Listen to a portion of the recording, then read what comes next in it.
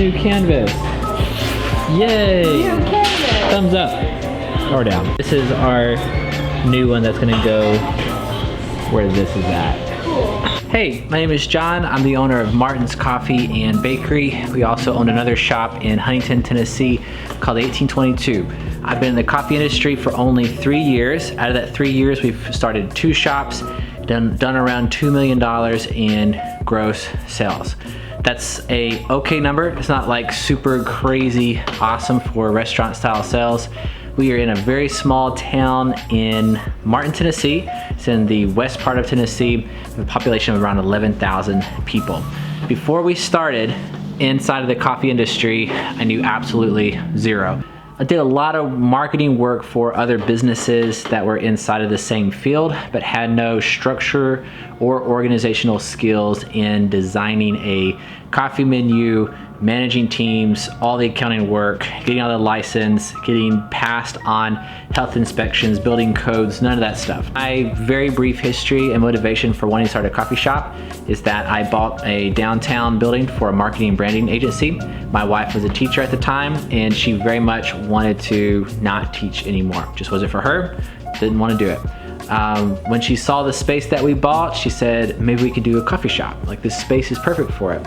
And then from there, while she was teaching, I completely became obsessed with starting a coffee shop for my wife. We blindly leapt into starting a coffee shop without any prior experience. We knew zero.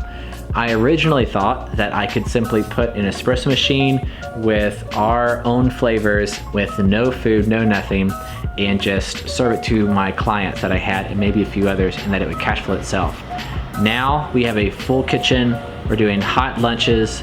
We have a huge variety of baked goods, all kinds of different varieties and drinks. And it came down to so serious that we needed to start another shop and readjust our whole lives around coffee. It completely changed our lives and outlook on lives and outlook on employing people and all of that.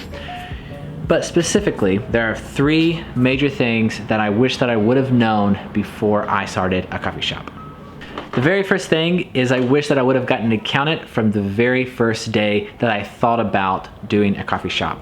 The cost analysis, knowing how much you should charge for each drink, how to price it, managing all the different fees from setting up my LLC to the quarterly reports, to the payroll taxes, the sales tax, to all of these different fees that you have to pay just to be in business. Property tax, there's so many things that you have to do.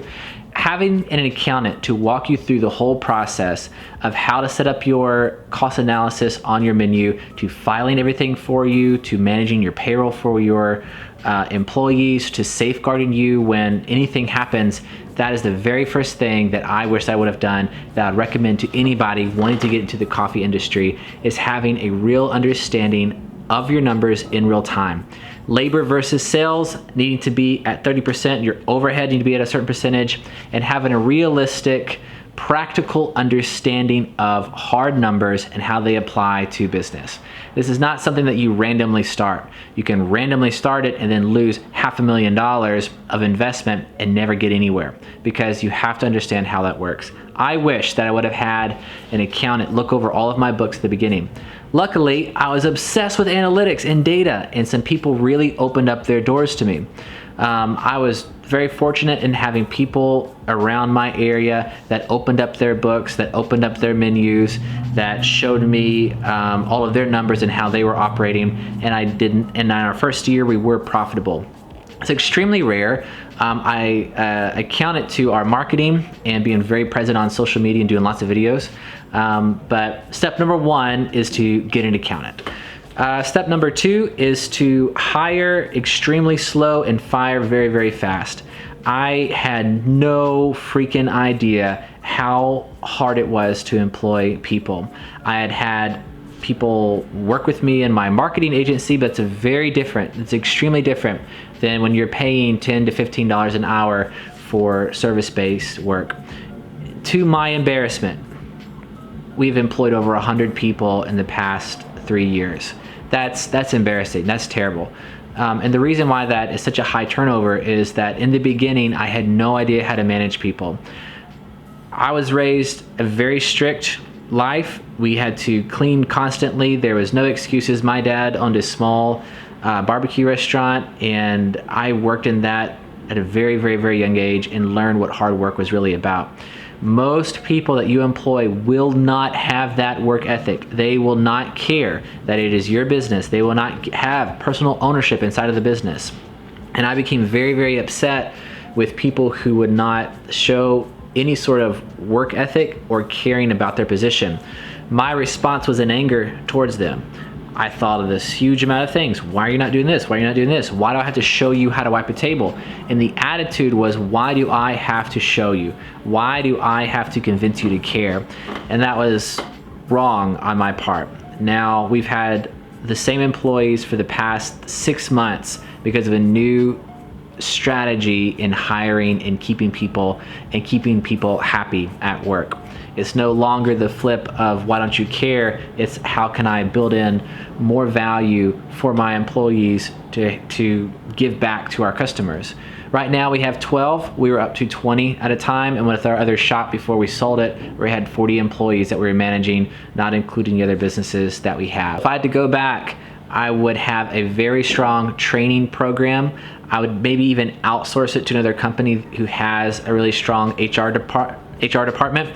There's a lot of businesses that are centered around hiring and firing for you, but I would really know my core value and understand that training process is going to take an enormous amount of time, and I would overhire for the amount of people because a lot of people are going to quit. You're going to have a lot of turnover in a service-based business. This is a transient job. People do not join a coffee shop to work their whole lives at, unless you're in a more populous area like a Nashville or Chicago or New York, where people are willing to go work in a coffee shop and another job just to say that they're living in that area and trying to make it. When you're in a small town, these people are not going to stick with you for a long time unless you're treating them extremely well. If you're hiring students, they're going to get overwhelmed with their course load. They're going to have family and personal problems, and when that happens, the first thing that there is to go is their job, because mom and dad are going to bail them out. You have to understand that people are going to leave you constantly. It's not an attack on who you are or the business that you have, or it's not some big betrayal. They just don't care that much, and that's okay. You want to build value and try to make them care, but that's not the reality of the job that it is. People are worth so much more than what you are paying them to work at their job, but the job is worth X amount of dollars. Understanding that, responding in that way, building people up is something that took me a really long time. I have a complete lack of empathy. I do not have empathy for these problems. I do not have empathy for struggling at school and trying to work another job. I had 2 jobs. I was shooting many weddings, Friday, Saturday, and Sunday, never sleeping, going through college. But guess what? Who gives a crap, right? If you're gonna be an employer and employing other people, you have to have a very strong, motivated staff behind you that has very high morale to give that good service to your customers. If you don't have that, you don't have a business. Number 3, it kind of goes back to the first, is I wish I would have had an understanding of the upfront cost that a coffee shop was going to have on our lives. We paid cash for most everything. We recently got a small business loan and completed our shop.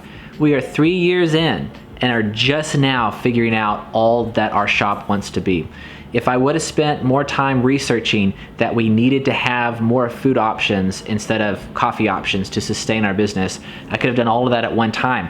And I could have done that with borrowing money to purchase the building and a small business loan, instead of making $10,000 buying a new machine, making $20,000 buying this. I'm fortunate that our payments are very, very low. This business is cash positive beyond what most shops are because I've paid so much in cash from our other businesses. But it has been very hard on the staff to adapt to 2 new menus for our first impression of our population here now being skewed. Like, for instance, when we first opened, we had literally an espresso machine on a counter with a few flavors. Now we have a full kitchen. It's a very big shop. We have a 2,000 square foot shop. We have seating for about almost 50 people. In the beginning, it's very different. The first impression of this community has never gone away. People today, 3 years later, still question if we have food or not. And food is 55% of our business. I wish that the first impression that I would have had would have been my complete menu already done and figured out. I did this in stages, step by step by step, and the benefits were enormous. Like I said earlier, it cash flows a lot better, but you are never able to gain back that first impression. And I wish that I would have opened up the whole business complete as it was. All food, all coffee, all right here, all at the same time. But yeah, there are an enormous amount of things. I have documented every single mistake that I've ever made. I've walked through week by week by week, and I still continue to do this 3 years later, of ideas that I have and the things that I'll do differently and things I need to adapt to. I could speak for so many hours about all the things that I wish that I would not have done and things that I want to do now that I'm currently working on. But that is the end of the video. That is for another time. This has been the 3 things that I wish that I would have known before I started a coffee shop. Thanks for watching. More videos like this coming soon. Subscribe to my channel, hit the like button. Okay, goodbye.